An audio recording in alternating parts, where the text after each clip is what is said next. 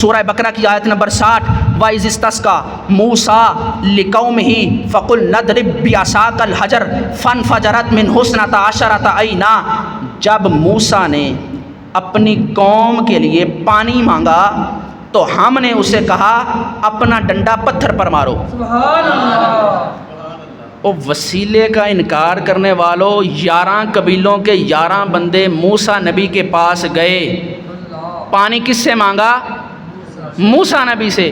اور ادھر تو ہمارے ہاں تو یہ بات مشہور ہے کہ اللہ سے مانگا جاتا ہے، ہم تو کہتے ہیں کہ اللہ سے مانگا جاتا ہے، اور موسیٰ کی امت تو موسیٰ سے مانگ رہی ہے، اور پھر مصطفیٰ کی امت کس سے مانگے گی؟